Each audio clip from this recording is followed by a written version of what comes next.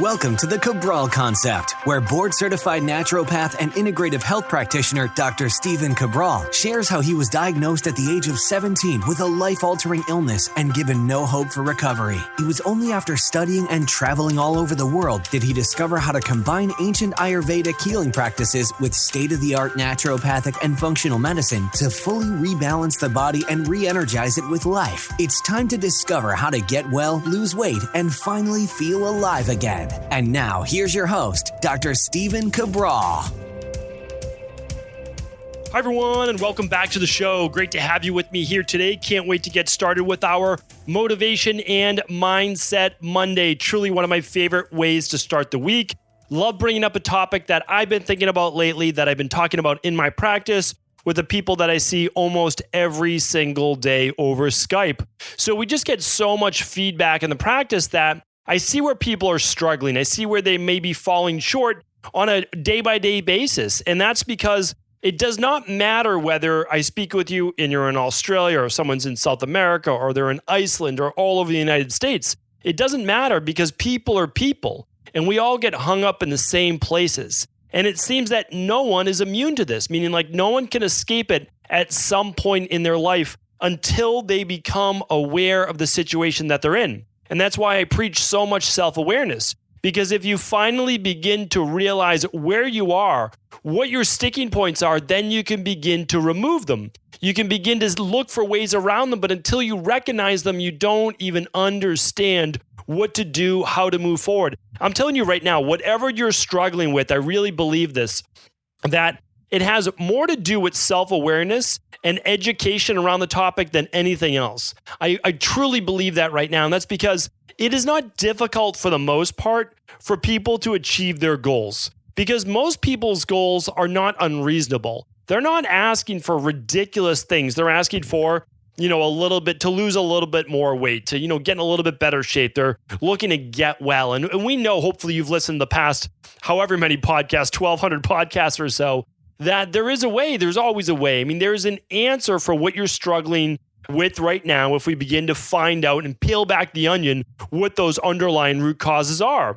And so that's why I'm telling you, again, relationship-wise, there's most likely a coach you can speak with, a book you can read that can teach you how to become better in a relationship, what the other person may be looking for, how to look outside of yourselves. Same as spirituality. I've read so many great books, so many enlightening books, been to a lot of seminars on how to develop more of a spiritual-based practice, how to feel more connected with the world. And then career-wise, I mean, you don't even have to, you just type in a keyword on Google and you'll be able to find all these different things that you can do to improve your career, to improve your finances, to improve any part of your emotional wellness, financial, spiritual well-being. It's all there. I truly believe it. But the problem is we all think that we're unique. We all think that we have this, we're the only one suffering from this thing, right? Like no one else understands. I hear that all the time. And you know what? I see where you're coming from.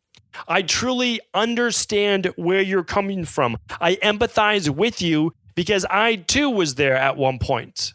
And I was there for a long point. It wasn't just a little blip on a map. I said, well, I have this mystery-based illness that no doctor can figure out, right? I have these aches and pains and fevers and blood sugar dysregulation and adrenal issues and brain fog, and nobody can figure it out, right? I'm the unique case. Well, the problem was I wasn't the unique case. I just didn't know about all the practitioners who knew how to help with this. I didn't know the right labs to run. I didn't know that there were other people like me. Now it's a little bit easier because we can simply type in whatever we're feeling and we type that in online, and of course, we see all these people dealing with the same thing. So again, it's better now because we can see that we're not in a bubble, we're not isolated, and I think that can make a lot of people feel a lot better. Now, it doesn't get them well, or it doesn't get them to their goal, but at least they know they're not alone. And for me, way back in the day, I felt alone because, even though I had great parents that are trying to help me, great friends, all these different people, I don't know what to do. The doctors don't know what to do. So you do feel alone because you're the only one suffering that you know of in this particular way. And that's super frustrating. So believe me, I get it. But the problem is this, is if you just stay in your own head, and you believe you're limited by simply what you know now, because you are limited by what you know now. But if you believe you're limited, that this is it, this is the best it's going to get, then you're going to be stuck. And that's going to lead to a lot of anxiety, a lot of overwhelm, and eventually depression. It's where it's going to move towards if you're already not there right now. So what I want to tell you is that you have so much more at your disposal than you truly know. You really do. You have more time that you know. You have more resources that you can know about, and it should give you a lot of hope. Today, I want to focus on one thing. It's that we are all absolutely bound, every single one of us, to this same principle. And that is the principle of a 24-hour day. So all of us, no matter who we are, we all have to deal with this thing we call time, right? At least with how we look at it. There is one day. And in that one day, you can only do so much. You can only accomplish so much. Well, if you're looking to move to a new place in your life, you only have a limited number of hours to do that. So I always ask myself, and I asked myself this many, many years ago, how is it that some people seem to do so much in that one day? How is it that some people seem to be so much further ahead? And I couldn't understand it, meaning like, I have to do this, I have to do this, I have to do this. Like, why do they have all this free time? Well, the interesting thing, and over the years I've realized, is they don't have any more free time than me at all. They might even have more things to do than I have to do, but they've become better at managing their time, which always impressed me. And I didn't know how they were doing it, but I realized that they were accomplishing a lot. They seem to have more freedom than me. They seem to have more time, actually, even though when I look at it right now, they were far busier with their life, their career, their relationships, their kids. I mean, I'm looking at myself in my early 20s. I don't have kids. You know, it's my girlfriend at the time, who's now my wife. And, you know, we don't have a ton of bills or anything like that. And I'm working and just kind of going about my business. But what I didn't know was how to manage my time. Meaning, like, I thought I had a lot to do back then. And of course, I am doing a lot, right? I'm studying, I'm doing certifications, I'm doing my job. And again, it could be a lot. But then I look at these people, they're doing the same thing. And now add on, you know, kids, add on travel, add on taking care of their parents, like whatever it might be. So I realized, and again, I was looking at it from a young, 20-something-year-old perspective, saying, oh, well, they just have a lot more time than me. But again, we all have the same amount of time. So we have to stop using that as an excuse, because that excuse is only hurting us. It's only ever hurting us whenever we judge, whenever we think outside, whenever we play the victim. Well, they must have more time. It's basically playing the victim. You're saying, well, I don't have any time, right? But we all have the same amount of time. It's how we use that time, because truly, everybody's busy. I don't know very many people who aren't busy. There are a few people out there I know, but most people are super busy. So what we need to learn how to do is two things. One, we need to learn how to better maximize our day. I'm going to teach about that. And then we also, at the same time, have to learn how to eliminate the unnecessary. It's a lot more like a wellness that I talk about, right? I talk about removing the toxicities. How do we get well? How do we get well? We need to find out what the toxicities are. What are the overgrowths in our body? H. pylori, candida overgrowth, small intestinal bacterial overgrowth, parasites. We could have heavy metal toxicity. We could have imbalances in electrolytes, too much of one, too little of another. We could have immune system dysregulation. We could have many different issues, okay? Too much of stuff. We need to remove it. And then we can have too little of things, not doing the right things right? And I call that replacing the deficiencies. Well, what I want to talk about that is maximizing, getting the most out of the time that we do have. Because again, most people don't realize you have 168 hours in a week. That's what you have. You have exactly 168 hours in 1 week. So if that's all the time that you're going to get, the next best thing is asking yourself, how can I best use that 168 hours? How do people get the most out of it? Well, I look at it like this. I did an equation. I broke it down many years ago. So let's set aside 8 hours for sleep every single day. Now, maybe you don't get 8 hours. Maybe you get a little bit more. This is not supposed to be perfect. I'll tell you this right now. This is a lot of the problem with thinking in a nutshell. This is it. And if you're reacting like this, then good. It's time to become aware of this, because that's how I used to react. Meaning, like, a friend of mine, colleague of mine, he wrote a book. It was a great book, short book, super simple to read. And he wrote about basically his ideal day, and he went through it. He wakes up at this time and goes through his work for 3 hours of uninterrupted work. And then he goes to the gym, and then he does this. And there was so many, I mean, obviously a lot of people liked it, but then so many negative comments being like, well, you don't have kids, so you don't understand, or you don't understand I have to work 2 jobs, or I have to work overnight. I can't wake up at this time because I'm going to bed. All people saw was what they couldn't do. All they saw was, I can't do this, or I can't, rather than what parts of this can I use? How can I move ahead using this same thought-based philosophy and then take what works and move forward with it rather than just throwing it all out? And that's what I want to share with you right now. Meaning, like, if you sleep 8.5 hours a night, it doesn't throw out this equation. The equation still works. You're going to just go and adjust it for you. So 168 hours in a week, you're going to sleep 56 hours in a week. All right. It's 8 hours per night. And maybe the weekdays are 7 and the weekends are 9, but let's just look at it this way. About 56 hours, all right? That takes you down to 112 hours now you have for the week, all right?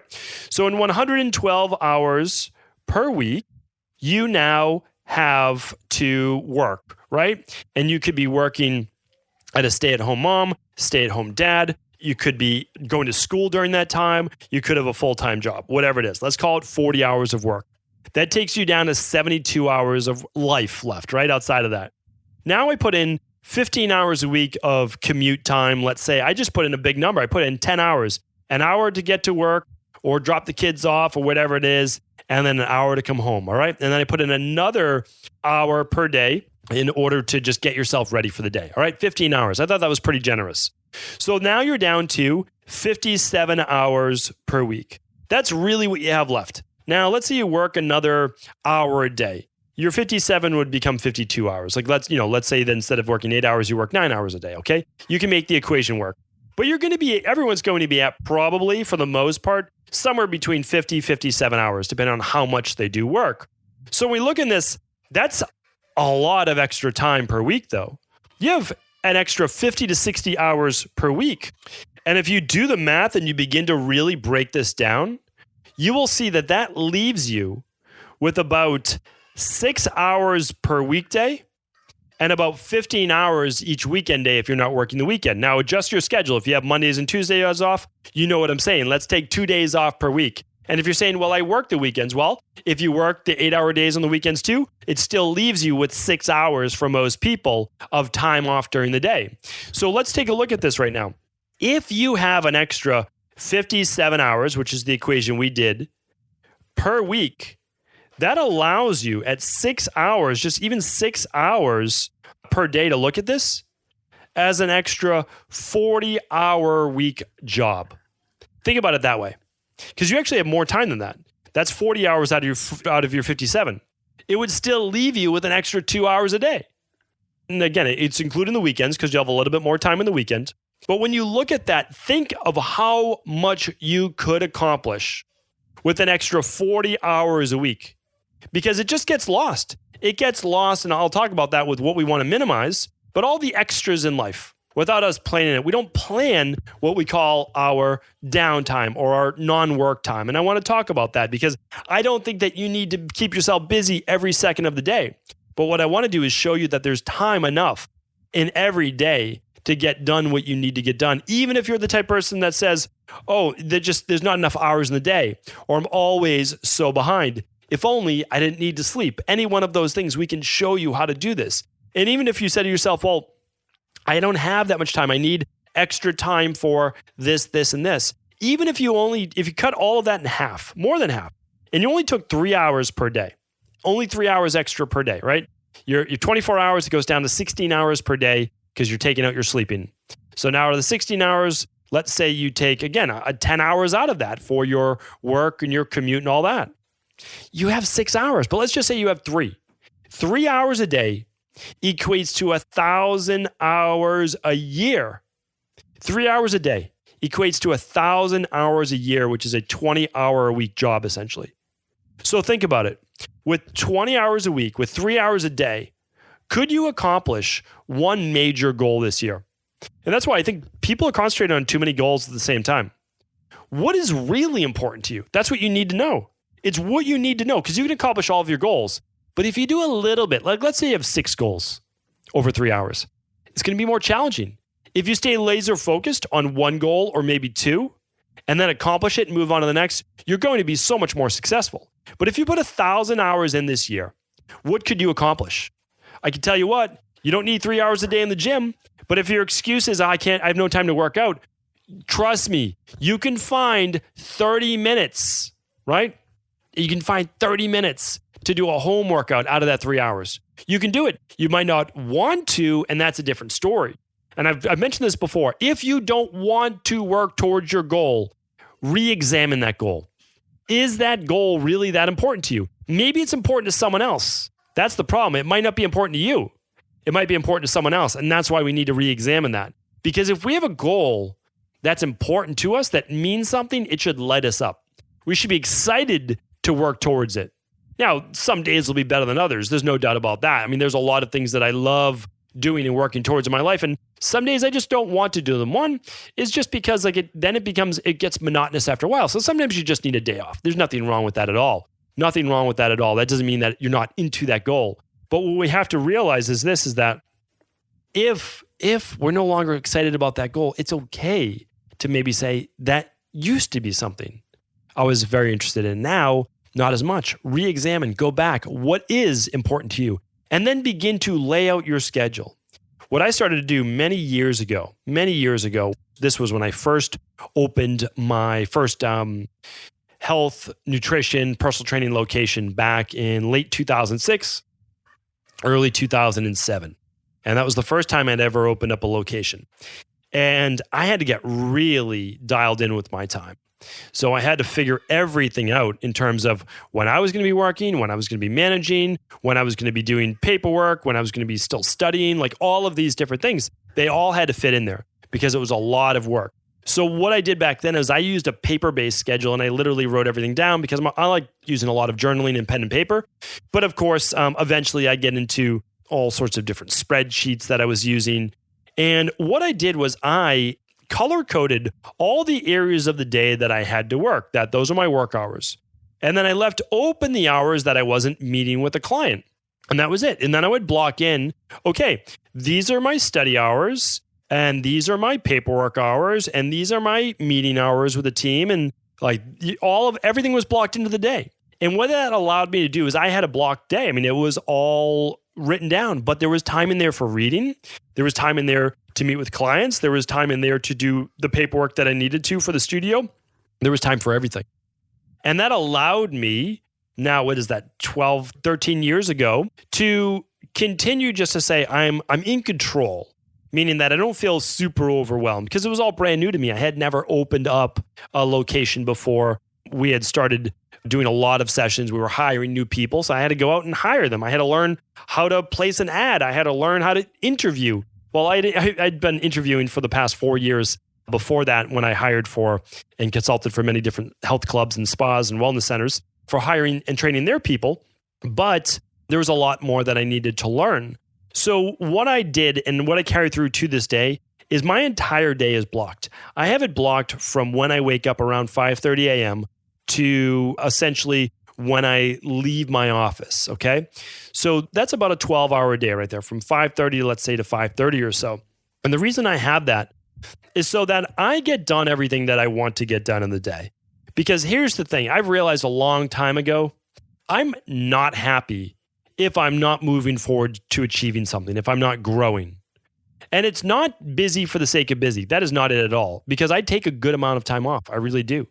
And that's a lot of family time, and it's a lot of downtime and relaxation time, and all that's planned in as well. But for my day, I mean, I wake up and I don't start work right away, but I have my morning ritual, and that starts around 5:30 a.m. And that gives me an hour before the rest of the family's up. And that's my time, but that's built into my schedule, right? And then 6:30 a.m., somewhere between that and 7 o'clock, the rest of my family's getting up, and we'll start getting ready for the day. And then I take off for work. And then with work, I have how I start my day. Then I have, if I'm doing recording or interviews or creative work, whatever it might be.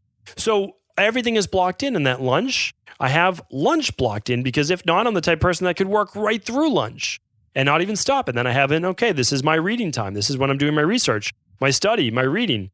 And then I have in time for interviews and time for team meetings. So if my team wants to get a hold of me, let's say at 10:30 a.m. on a Tuesday, it's not going to happen. That's just not going to happen. It's not because I don't want to help them, but that time's already been blocked off. That time is blocked off for right now currently, and it will change like once this is done. But that is when I'm doing my integrative health practitioner film recordings.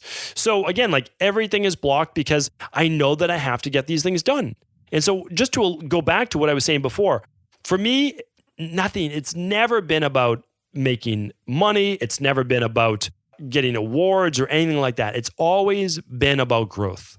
If I feel myself developing as a human being and moving forward in life, and I'm not talking about light years forward every day. It was a good day. I got a lot done. There was more I had to do. That's always the case. But was I moving forward? And if the answer is yes, I feel good. I feel like I didn't waste the day. Now that's me. That's my mentality. It's not going to be the same for everyone. And what I'm trying to do is I know what my purpose is. I know what I'm passionate about. And if I get to do that, for me, it doesn't even necessarily feel like work. Now, for some people, their work is work. They don't necessarily love it. It's a means to an end. It's a paycheck. It helps them take care of their family. I get it. So that's why what I'm trying to do for you is build in a little bit of morning time for you, a little bit of lunchtime for you, a little bit of after work for you. I believe everybody should get 30 minutes to themselves, again, before the day starts. That means you might have to wake up 30 minutes earlier. Lunchtime, it might mean a couple days taking lunch by yourself instead of with the rest of work for 30 minutes. And you can read, or you can listen to a podcast, or you can relax, especially if you don't enjoy your work. And then after work, can you go to the gym? Or is it just a little later at night when the kids go to bed that you get your 30 minutes? But that gives you an hour and a half a day. Everybody can get that, I believe. I mean, again, talk with your partner, talk with your spouse if this is new for you. But you can get this. And an hour and a half a day, just an hour and a half a day would give you what? Over 10 hours a week, right? Over 500 hours a year. You will move forward towards your goals with that amount of time. And again, just block it into your schedule. And you have to live by that schedule, because I'll go and add that in the end. I just want to give you one more. I want to give you a few more things before our time is up here today. And that's this. One of my favorite quotes by Ralph Waldo Emerson was this: make things as simple as possible, but not simpler. So meaning that too many people have too many things going on in their life that they don't truly care about that much. You need to eliminate some of those things. The things that you have to do and the things that you love to do. A lot of things, it's just too much of everything. Some things need to go by the wayside. But then again, make it as simple as possible, but not simpler. We can't make it too simple that we don't get the things done that we need to get done, right? We still need to do those things. So these are 5 things I want to give you right now to minimize. I want you to minimize your social media, your Facebook, your Instagram, Twitter, Pinterest, whatever you're into, okay? Whatever it is that you're into. And I'm not saying don't do it. I use it myself. But I don't want it to be a source of a time waste for you. So give yourself times of the day that you can still check in. So for me, it's during lunch, and then it might be when I get to the gym, and then it might be for a few minutes when I am kind of chill out at the end of the day, right? When my kids go to bed, we sit on the couch for a minute, but then I put my phone away, and my wife and I, we just relax, okay? So you can give yourself all of those times. You can even say, I'm going to take 10 minutes. You can set the little timer on your watch or on your phone, have it beep, you get 10 minutes. Do you really need more than 10 minutes? 3 times a day, 30 minutes a day on social media? I don't think that you do. Maybe you do. And if it's your work, don't get me wrong, that's your work then. That's a different story. Because I know there's a lot of people out there and that's their work. Different story. That's part of your 8-hour workday then, okay? And you can build that in. The other thing is this. I talk about waking up earlier before the rest of the world. And that's because there's lots of people who stay up late, but there's not that many people who wake up early. So that is why it's always more peaceful and quiet, and you're just starting the day. So you don't have all the day to wash off at the end of the day. It's frustrating at the end of the day. There's just like so many things you should have done, chats with people that didn't go as well, whatever it might be. Start the day fresh. Work on the things that are most important to you when you first wake up, or at least give yourself that 1 hour in the morning. So here's the thing. You can't wake up at 5:30 a.m. if you're going to bed at 11:30 p.m. It only gives you 6 hours of sleep. So it means you need to work back that bedtime. Work back by 15 minutes per week until you're getting to bed somewhere around 10 p.m. Ideally, maybe even a little earlier. I've gotten to bed earlier. 9:30 p.m. is probably the earliest on a consistent basis. I'm more of a 10 p.m. type of person. I get about 7.5 hours during the weekdays. That's what I found to work well for me right now. Now, will I keep trying to get in bed earlier? Yes, I will absolutely try to do that. But then I get a little bit more sleep on the weekend as well. So, and that works for me. And that works great for me, but it may not for you. But it allows me to get the things done that I want to get done. I would love to stay up later, but by getting in bed by 9:30, 10, then it allows me to wake up at the 5:30 a.m. or even a little bit earlier. Here's the thing. When you wake up earlier, use the extra time to get the things done that you say to yourself, oh, I would love to be able to do. That's when you get them done. So get up, do, whatever you need to do in the morning to wake yourself up. I have my regimen, my routine. Literally, I'll do my daily fruit and vegetable blend, some lemon or lime. I'll put a pinch of sea salt in there. I'll mix it up. I'll drink it down. Good. Now I'm hydrated. And I get right into the bathroom, brush my teeth, splash water on my face. Like I start my day. Like I'm ready to go. That tells me like the day has begun. That has seemed to work really well for me. And I've been doing that now for many, many years. Okay. So even if it takes you a half hour to get ready in the morning, you still then have a half hour at least. And that half hour is sit down and write, sit down and study, sit down and go through your, certification videos, do whatever it is that you need to do. And maybe you have more than a half hour. That would be great, right? There are some mornings when I get even more than an hour and before the rest of the family wakes up and I can get those things done that I need to get done. It's a great way to do it. If that is the time to work out, then that's the time to work out. You can work out the first thing in the morning as well.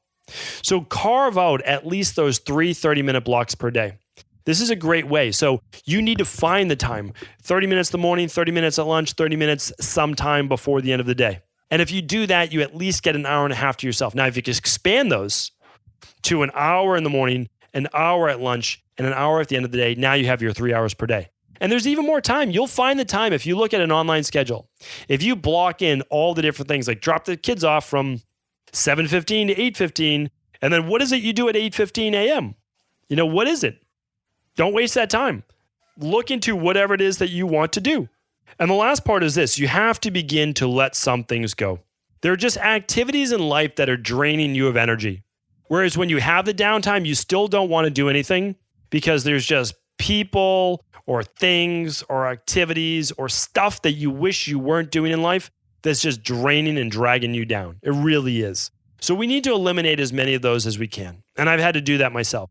I talked about that. I just did an interview with Melissa Ambrosini on alcohol and one of the reasons why I don't drink alcohol as much anymore. And she's completely stopped drinking alcohol.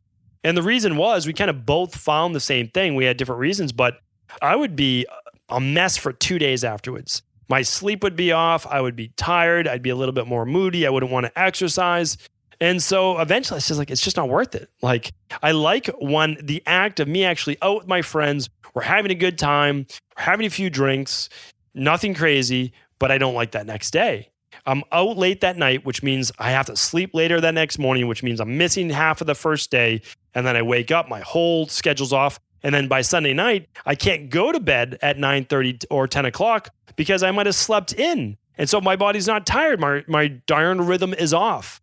So that is why I had to pull back on that without a doubt. So it's just certain activities, certain things that you're doing right now that are not serving you if you found a reason to move forward. Meaning like not everyone's going to have goals that they say, oh, I need to carve out this time in order to reach my goal, in order to achieve the things that I want to be doing with my life. If you don't have that, then you don't need to. You can kind of just keep coasting by in life. But the problem is this, I've just read this too many times from people at the end of their life. They always said, I have so many regrets.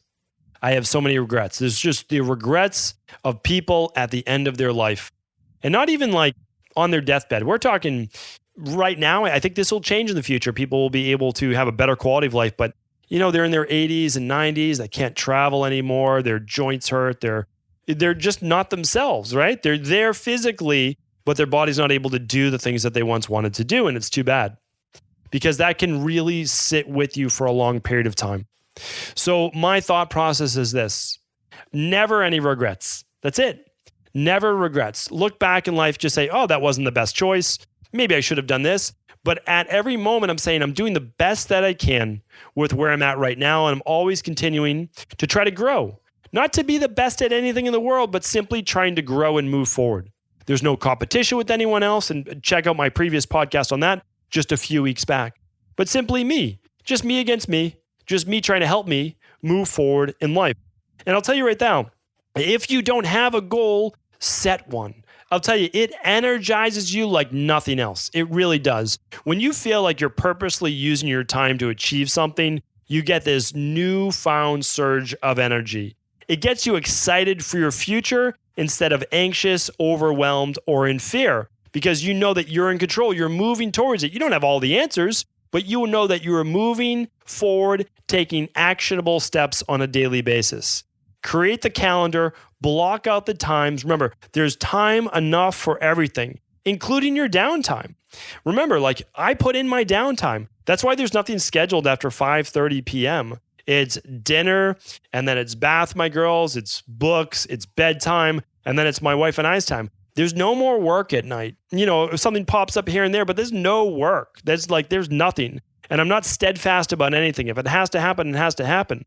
But that is the schedule for the day. So you can schedule your downtime as well. And if you're single or you don't have kids or whatever it might be, and that time has to be used more for work right now or studying for whatever's going to take you to the next level, then do it. If you're looking to get into a relationship and you're going out, you're meeting people, whatever it might be, then great, that time is scheduled for that. So again, there's time enough for everything. Simply make it a priority, because once you schedule it, it becomes a priority.